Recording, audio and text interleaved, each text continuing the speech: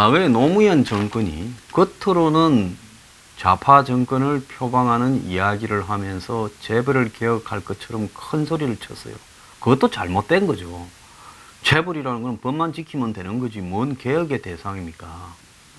그런데 그렇게 떠들더니만 실제로는 자깜빡이를 켜놓고는 우회전을 하면서 거의 삼성에서 해주는 대로 다 했어요. 그래서 망했지요. 자, 박근혜 정권은 보수를 표방하면서 또 결국은 그 회사하고 안 좋게 끝나버렸습니다.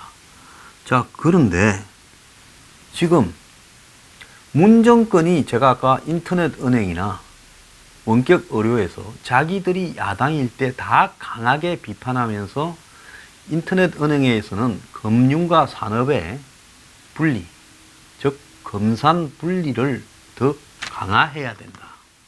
그래서 이 산업 자본들이 금융에 뛰어드는 부분들을 허용해서는 안 된다라는 입장에 섰고, 원격 의료에 대해서는 말할 것도 없이 절대 안 된다고 했습니다. 그런데 최근에 인도에서 이재용 문재인 회동, 이 회동은요 5분간의 독대는 나중에 문 정권이 언제부터 또 노무현이 그랬듯이 문재인도 그러하다가 망했다라고 규정하게 되는 중요한 그림이 될 거라고 보고 있습니다. 자, 그런데 문 정권 또한 노무현 정권처럼 자깜빡이 켜고 우회전하는 일이 벌어지고 있는데, 지금 청와대의 비서관이나 최근에 임명된 비서관 등을 보면 거의 좌파적 이야기를 하고 있어요. 또 한편으로는 민주당의 기재위원장인 정성호 의원이 김동영이 경제 원톱에 서고 장하성은 그의 뒷받침하는 그림자가 돼야 된다 하는 또 우파적 이야기도 나오고 있어요. 그래서 보면 청와대의 비서관을 이번에 5명인가가 이렇게 새로 기용을 했는데 그 사람들의 색채를 보면 좌파고, 또 국회 기재위원장은 또 우파적 발언을 하고, 그래서 지금 좌우가 뒤섞여서 혼란스러운 상황이 벌어지는데, 문재인의 최근 행보를 보면 인터넷 은행이나 원격 의료에서 확실히 신재벌적인 성향을 보이고 있어요. 그래서 이 정권이 머리는 좌빨인데 가슴은 우빨이 된 건지, 손은 우빨인데 발은 좌빨이 된 건지가 지금 모르는 괴물이 되어가고 있다는 겁니다. 오른쪽이든 왼쪽이든 자기 색깔대로 확실히 좌빠져야지. 최저임금은 그대로 밀고 가고 있어요. 주 52시간도 고집하고 있어요. 그리고 비정규직의 정규직화도 고집하고 있어요. 더 나아가서 노조에 대해서는 손도 대지 않고 노동개혁은 하려고도 하지 않습니다. 저는 한국의 경제 문제에서요, 규제 완화는 그 아무것도 아닌 거고 본질이 노동개혁이라고 보고 있습니다. 근데 이 정권은 노동부 장관부터 노사정위원장부터 전부 다 노동계 인물들만 다 포진해 있어요. 문 정권의 촛불로 집권한 문 정권의 최대 공신은 민노총이다. 이것 때문에 이런 거 아니겠어요? 그래서 보자 하면 지금 개별적으로 몰고 가는 거는 그대로 좌파적 정책을 고수하면서 이제 대통령 혼자서 던지는 이벤트를 보면 친재벌적 형태를 하고 자기들이 비판하던 일들을 하려고 던지고 있어요. 그러면서 말은 이렇게 합니다. 이제는 재계에서 이렇게 건의하는 거를 듣고 보수 언론이 또 이야기하는 걸 좀 들어주고 이러면서 내가 경제를 살리려고 노력한다 이야기를 해요. 자, 그러면서 우파 보수 쪽에서 받아들이는 거는 희한합니다. 한국당은 잘한다 하고 있어요. 이 뭔 개소리입니까? 야, 너 그렇게 좌파더니만 왜 우파적 행보를 하고 당에 또 임명되는 비서관이나 참모들은 또 지금 좌파 소리를 여전히 하고 있고, 또 개별적으로 주어지는 정책들은 다 좌파를 고수하면서 부분적으로 친재벌 부분만 우파를 차용하냐? 얼마나 모순이에요. 좌파적 인물과 좌파적 사고와 주장과 정책을 고수하면서 딱 특정 대기업의 이해관계가 결부되는 부분만 우파적인 걸 이렇게 차용한다면서 그것이 마치 이 재벌들이나 기업들의 의견들을 들어주기 위한 거라고 하니까 이걸 갖다가 보수 언론이나 보수 정당이 찬양하고 자빠졌고 보수 떨거지들까지 찬양하고 있어요. 문재인이라면 콩으로 매주 써도 욕을 하는 사람이 이걸 또 찬양하고 있어요. 내가 그걸 보면서 저질은 어쩔 수 없다라는 확신을 하고 있어요. 인간이 저질은요, 타고나는 거 아닌가. 그래서 제가 정말 한쪽으로 좀 자빠져라. 사람 헷갈리게 하지 말고 왔다리 갔다리 하면 노무현 정권의 말로를 그대로 가게 되어 있다. 문재인 정권이 노무현 정권의 말로를 그대로 답습할 수밖에 없는 이유가 지금 좌우가 헷갈리는 구조 속에서 나올 수밖에 없다고 봅니다. 자, 오늘 언론에 보면 이 청와대 자영업 비서관이라고 한 명이 임명됐어요. 이 사람이 뭐 이불도 팔고 뭐 이런 거 저런 거를 시장에서 팔던 사람인데 중소상인 자영업자 총연합회 출신이래요. 근데 이 사람이 자영업자들이 불복종 운동까지 벌이고 있는 최저임금의 급격한 인상을 찬성하는 사람이에요. 지도 자영업자 출신인데 인천의 시장에서 뭐 팔았다는 사람 아닙니까? 그는 지난 10일 민노총과 지난달 10일 공동으로 연 기자회견에서 조속한 최저임금 1만 원 달성에 찬성한다. 그는 대졸로 인천 부평문화거리에서 그렇다고 이불을 팔았다고 합니다. 자, 이 사람 이름은 임태연인데요. 자영업 비서관이에요. 그럼 자영업 비서관이 되었으면 자영업자를 위해서 말을 하고 그들을 이해해야지. 다른 민노총이나 이런 사람들 책임지지 않는 자기에 소속된 자기들이야 뭐 최저임금 만 원을 훨씬 이상 옛날부터 받았고 이제 자기들에게 들어오지 않은 무슨 중소 하청 그리고 비정규직 등을 많이 해줘야 된다고 그거는 적어들 그릇이 줄어드는 문제하고 상관없으니까 그렇게 주장을 무책임하게 하는 사람들이에요. 거기에 동조한 사람이 지가 자영업을 통해서 거기에 무슨 간부를 맡으면서 자영업 조직에 큰 사람이 그걸 또 바탕으로 청와대까지 들어온 거 아니겠어요?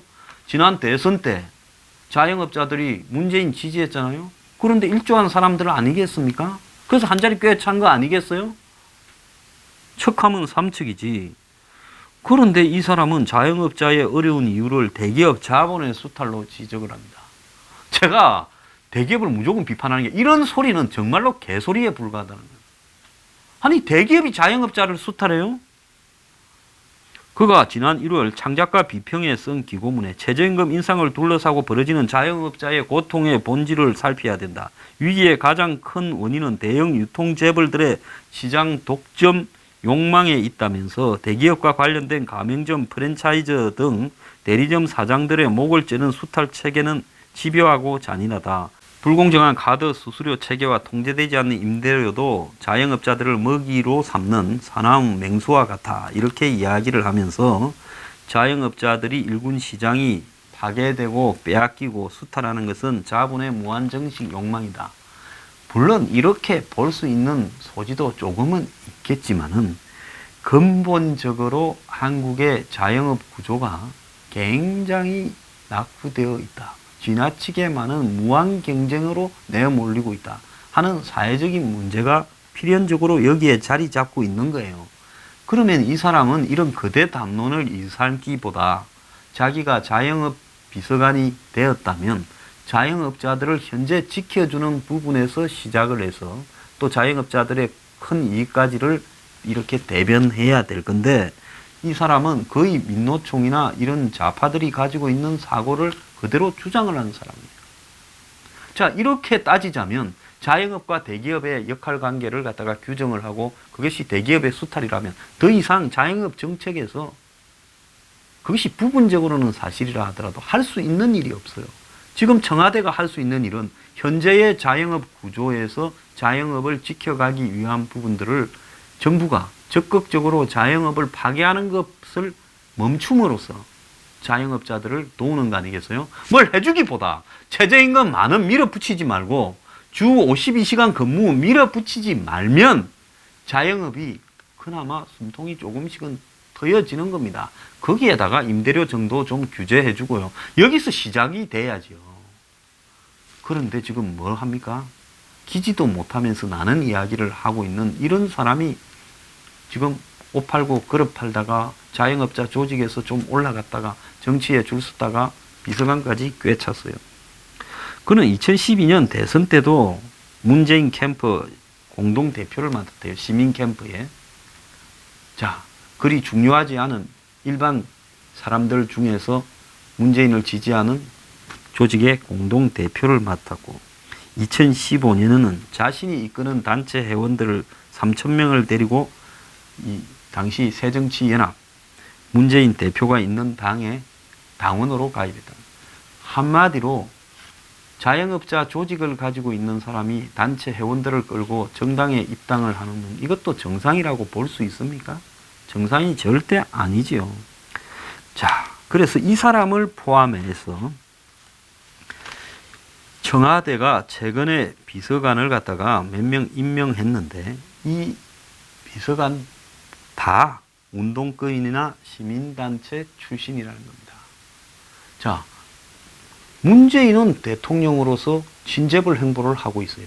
그런데 실제로 그 밑에 참모들을 임명하는 것은 더 좌파적인 색채를 확고하게 가지고 있는 사람들을 꼽고 있어요. 그럼 이 위선 행위를 어떻게 설명해야 되냐는 겁니다.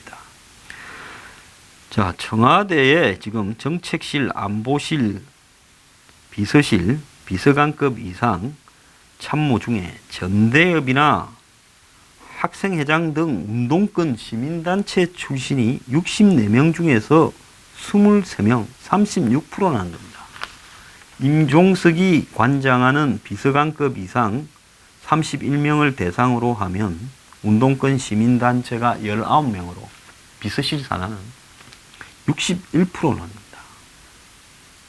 작년 연말에 17이었는데 이제 2명이 더 들어와 19이 됐다는 거예요. 이들이 주로 정무, 민정, 홍보 업무를 맡고 있다는 겁니다. 그래서 문재인 측근 보좌 진영의 대부분이 운동권 시민단체 출신들이라는 거죠. 자, 서울대 삼민투 부위원장 출신 정태호가 일자리 수석을 맡았고 국민대 총학생회장 출신 윤건영이 국정기획 상황실장, 그리고 부울 총학생협의회 의장 출신 송인배가 정무비서관, 조한기 1 부속비서관, 유송아 2 부속비서관 등이 다 운동권 출신이고 특히 비서실의 경우에는 3기 전대협 의장 출신인 임종석을 중심으로 전대협 세대가 주축을 이루고 있다. 그래서 한병도 정무수석은 임종석과 비슷한 시기에 한총련에서 전북 지역에서 활동하던 사람이고 신동호 연설비서관은 전대협 문화국장 출신이고 백운우 비서관은 전대협 연대사업국장 출신이다. 그러니까 임종석이 전대협 의장을 할 때 그 밑에 있던 국장 출신들이 지금 청와대 들어가가 전대협이 그대로 옮겼어요. 자, 청와대와 정부의 정책 우선순위를 정하는 이 신임 정책조정비서관 김영배도 서총련 서울지역 총학생회 연합회 간부를 지냈고 지난 6일 임명된 정형곤 시민참여비서관, 강문대 사회조정비서관은 최근까지도 제야 활동을 한 사람이고 특히 정형곤은 천안함 폭침의 의혹을 제기하는 천안함을 묻는다라는 책을 공동 집필한 사람이라고 합니다. 강문대 비서관은 민노당 담병호 의원 보좌관 출신이고 민변 사무총장을 지냈고 최근에는 이석기 석방을 주장했다고 합니다. 자, 이런 사람을 청와대로에 도배를 하고 있어요. 문재인은 이런 부분에 주도가 지금 임종석일 거라고 보는데 아무 말도 안 하고 있는 것 같습니다. 같이 지금 같은 배를 탔다고 그렇게 생각하는지 모르겠는데요. 그런데 제가 원격 의료에 대해서 엄청 비판을 했잖아요. 그런데 여당이 지난 19대 국회 때는 한마디로 검산 분리 완화 정책에 대해서 적극적으로 반대를 했다는 겁니다. 즉 산업자본은 금융, 은행 업무에 종사해서는 안 된다라는 게 민주당의 입장이었다는 거예요. 이렇게 강하게 19대 국회에서 반대했고 그걸 당론으로 삼았고 지금 당에 강령에도 넣어놨다는 거예요. 근데 이걸 뒤집은 거예요. 자, 원격 의료도 지금 그러죠. 그럼 이 사람들은 당에 강령도 필요 없고 당론도 필요 없고 몇 년 동안 10몇 년, 20몇 년 동안 유지해오던 자신의 정책으로 표를 얻고 집권을 해놓고 이제 집권하고 난 이후에 경제가 개판이 되어가니까 재벌 총수하고 만나서 딜 치면서 그걸 순식간에 뒤집어 버리는 사람들이랍니다. 자, 그래서 지금 문재인을 지지했던 참여연대 같은 이런 특히 검산 분리 문제에 대해서 예민한 단체들은 지금 반대가 이렇게 심하다는 거고, 당 내에서도 이건 해도 너무한 거 아니냐라는 부분이 있지만, 이 정권은 청와대에서 이래버리면 밑에까지 다 내려가는 부분에 반대라는 거 없는 거수기들이기 때문에 여기에 대해서 논의조차도 제대로 못하고 있다는 겁니다. 문재인은 어제 인터넷 전문은행에 대한 규제를 없애는 것은 금융 분야와 신산업의 혁신 성장으로 이어져서 경제의 성장의 새로운 물줄기가 될 거라면서, 자, 이제 전날에는 김동연을 삼성에 보내고 가대 네가 공을 누리지는 마라 해서 공도 못 누리고 왔죠. 그리고는 어제는 문을 지지한 시민단체들이 반대하는 검산분리, 요즘에는 이제 금융이라는 검자 대신에 은행이라는 부분을 써서 인터넷 은행 등이 주로 이렇게 논란의 중심이기 때문에 은산분리라고 합니다. 자, 저도 옛날 표현으로 검산분리라고 하는데 요즘 표현으로 은산분리라는 표현을 쓰도록 하겠습니다. 그래서 은산분리 완화 방침을 어제 밝히면서 그걸 또 명분을 경제 살리기라 해요. 일부 재벌의 이해를 들어주면서 보수 너희들이 주장했으니까 너희 주장 들어줄게, 경제 살려라. 은산분리를 갖다가 완화한다고 경제가 살고 원격 의료를 경제 살린다고 해준다고 경제가 살 것 같으면 나도 앞장서서 찬성해 주겠어. 그런데 실제 목적도 그게 아닐 뿐만 아니라 이거를 한다고 경제가 사는 게 아니라 까딱 잘못하면 일자리 다 줄이고 경제 죽을 수도 있다. 이게 우려돼서 제가 이야기를 하는 겁니다. 자, 문재인 말하는 거 보면요, 은산분리라는 원칙을, 대원칙을 지키면서 인터넷 전문은행의 운신의 폭을 넓혀줘야 된다. 이러면서 인터넷 은행에 안정해서 IT 기업이 자본과 기술 투자를 확대할 수 있도록 해줘야 된다. 저 IT 회사들이 이제 네이버, 뭐 다음 이런 것도 IT 회사라고 우기겠죠. 카카오는 카카오 은행 하고 있지 않습니까? 자, 뭐 안철수의 안랩도 포함될 거고, 이런 회사들이 이제는 인터넷 은행을 설립을 해서 돈을 모아서 돈 장사를 하게끔 해주겠다는 거예요. 저는 이거 절대 반대입니다. 은행은 은행업만 해도 경쟁이 치열합니다. 지금 대한민국의 은행도 과잉이에요.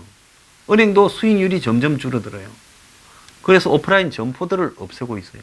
오프라인 점포는 디지털 디바이드에서 제가 일부에 이야기했듯이 혜택을 받지 못하는 IT 기술에 뒤떨어지는 저소득층이나 저교육층 그리고 노인층들을 위한 최소의 서비스입니다. 그러면 이런 일들을 하라고 하면서 은행이 그런 거라도 빌어먹게 하고, 그 다음에 은행이 지금 안 하는 거 있어요? 전화기로 모든 게 다 되잖아요, 은행에서도. 근데 굳이 전화기로 또 하는 인터넷 은행을 만들 필요는 어디에 있느냐? 자, 이 인터넷 은행이 사고 쳤을 때 감시가 가능하냐? 왜 이런 걸 허용해 주냐? 자, 지금 은행에 있어서 업무에 IT 기술이 적용이 안 되는 게 어디 있습니까? 은행에 가면 뭐 깔아라 할 때 보안 기술부터 시작해서 모든 게 다 적용이 돼요. 그런데 굳이 또 이런 거를 은행이 아닌 업종에 있어서 이걸 하도록 해주면서 재벌들도 뛰어들게 하는 것이 옳으냐? 이해가 가지 않는 행동을 하고 있습니다. 그래서 은산분리는 한마디로 정권이 금융 부분에 대해서 이 대기업 등이 참여하게 허용하느냐 안 하느냐는 본질적인 부분이에요. 그러면 왜 과거에는 금산분리, 현재는 은산분리를 하게 하느냐? 재벌들이 돈 장사하고 뒤섞여 버리면 어떤 일이 벌어지는가가 미국이 금융위기 때 보여줬습니다. 포드나 미국의 GM이나 크라이슬러 같은 자동차들이 차를 팔아서 버는 이익보다 차, 캐피탈 사업에 열중하면서 금융위기가 오면서 그 차에 이 구매에 관련되는 금융회기에서 부도가 나버리면서 굉장히 코너에 몰렸습니다. 그래서 자동차 회사가 자동차를 잘 만들고 싸게 만들고 이런 부분에 집중하기보다는 자동차를 가지고 돈을 버는 이런 부분에 더 집중을 하는 일이 벌어졌고, 곳곳에서 이런 문제들이 있었습니다. 그래서 이 검산분리를 해야 된다라는 부분은 한국처럼 대기업이나 이런 부분에 있어서 문어발식 사업 확장이 있는 데서 이것까지도 허용해 버리면 전부 돈 장사로 다 달라들 거 아닙니까? 그러면 이제는 은행의 고유의 기능은 그쪽으로 다 넘어가게 될 거고, 그런 속에서 이 대기업들이 금융을 끌어들여서 남돈을 받아서 그걸 가지고 돈 장사를 하고 이렇게 가게 되면 궁극적으로 그 돈을 바탕으로 또 다른 사업 확장을 하면서 대기업의 문어발식 사업 확장이 더 커지면서 기업 전체가 부실해질 수 있는 부분으로도 갈 수 있는 부분입니다. 자, 지금 은산분리의 핵심은요, 총수가 없는 재벌이라면 인터넷 전문은행의 지분을 34%까지 가질 수 있게 해주고, 총수가 없는 재벌이라면 인터넷 은행 지분을 34%까지 가질 수 있게 해주고 있습니다. 자, 그래서 결국은 지금 이런 은산분리에 대한 입장이 뭐냐라고 보면, 현재의 이 인터넷 전문 은행들이 혁신의 상징이 아니라 전당포, 고리대금 전당포 수준으로 가고 있고, 은산분리를 완화를 해준다 하더라도 이제 카카오뱅크나 K뱅크 같은, K뱅크는 KT가 만드는 거죠. 여기에는 해당되지 않고 제3의 인터넷 전문 은행들을 육성하기 위한 용도이다. 즉 대기업의 인터넷 전문 은행 참여를 허용해 주려고 이러는 거다. 그러면 이 배경을 제가 추정합니다. 제 추정이니까 추정 가지고 뭐라 하지 마십시오. 제 추정이 틀렸나 맞았나는 시간이 지나면 검증될 거예요. 이 사업을 누가 한다고 달라들 거라 봅니까? 문재인이 갑자기 이걸 하겠다고, 여태까지 자기들이 길을 쓰고 반대하는 부분을 하겠다고 달라드는데 재벌들이 하겠죠. 그것도 일부 재벌들이요. 그래서 재벌, 소수 일부 재벌을 위해서 인터넷 은행을 허용하고, 더 나아가서 지금 원격 의료까지 허용하겠다라는 겁니다. 그리고 이 은산분리 완화의 초점도 재벌들의 이 참여에 대한 장벽을 없애주는 쪽으로 지금 모아져 가고 있습니다. 지금 세계적으로 다시 금융위기 같은 공황이 올 거라고 우려하고 있는데, 이런 데 대비해서 은행들이 가지고 있는 이런 가계부채나 이런 부분들을 위험을 떨어뜨려야 될 건데, 은행 업무를 하지 않던 이 제조업하거나 이 재벌들조차도 은행 업무로 끌어넣고 있어요. 이게 얼마나 시대를 역행하는 거냐 하는 부분이고요. 더 나아가서 한국에는 실마리만 터주면 와서 다 잡아, 센 놈이 와서 다 잡아 먹어버리는 시장에서 이제 재벌들이 전부 은행하고 인터넷 은행을 하고 있어요. 나라 꼬라지 잘 돌아갑니다. 문정권요, 왼쪽이면 왼쪽으로 자빠지고 오른쪽이면 오른쪽으로 자빠지지, 사람은 왼쪽으로 갖다 놓고 정책도 왼쪽으로 하면서 돈과 관련되는 부분에서만 오른쪽으로 부분적으로 이 자빠지지 말기를 바래요. 그리고 한국당 정신 똑바로 차리기 바랍니다. 문재인 뒤치다끌이 하려고 해요.